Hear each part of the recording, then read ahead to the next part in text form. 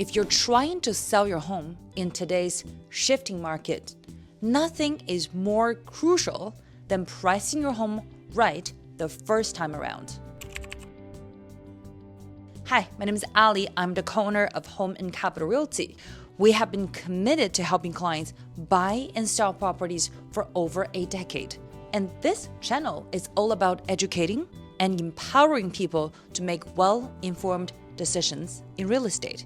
And in this video, I'm going to walk you through how to price your home right in a challenging real estate market. Let's dive in. The most effective strategy in today's market when pricing a home is to price it right around the fair market value. But what is a fair market value? Fair market value is simply the price that a willing buyer and a willing seller would agree on, without undue influence, exterior pressure, or motivation. And it's not what a seller wants to get or what a buyer hopes to pay. Well, sounds simple enough, but here is where it gets tricky. In a shifting market, that number is constantly changing. So, how do we figure out the real value or the fair market value of a home? The answer starts with what is called a comparative market analysis, or CMA. So, think of a CMA like checking the price of a car.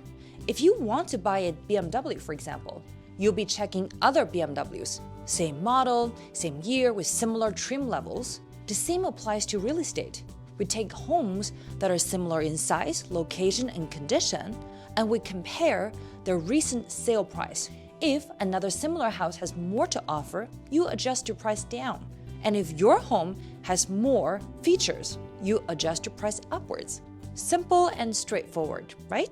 But here are two mistakes sellers often will make during a CMA process, which can lead to the wrong conclusion about their fair market value.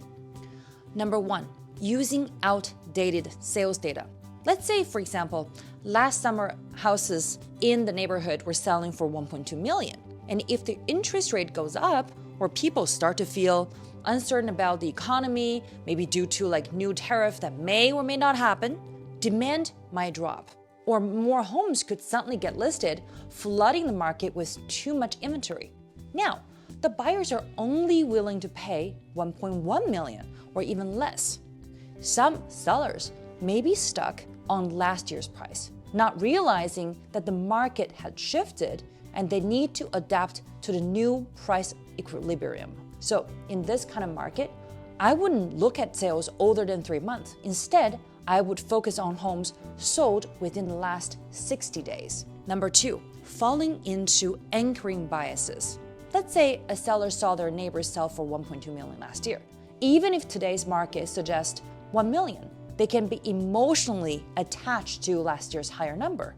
Or when doing a CMA, they might focus on one particular sale that was much higher than the rest of the neighborhood, an exception or one of those one-off price, but perceive that price as the rule, which derails them from arriving at a true market value. So to avoid this costly mistake, get a second opinion from a professional who not only understands the market and the neighborhood, but also is not emotionally attached to any particular outcome. That way, you get an unbiased CMA.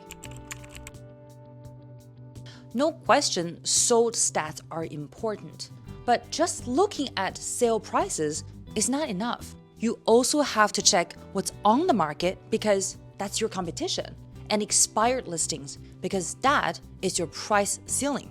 Let's say 5 similar homes in your neighborhood are listed between 1 million and 1.1 million.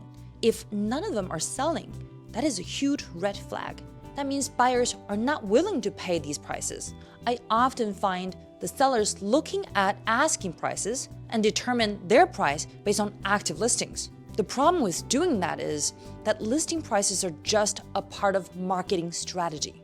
In a seller market, homes could actually sell for more.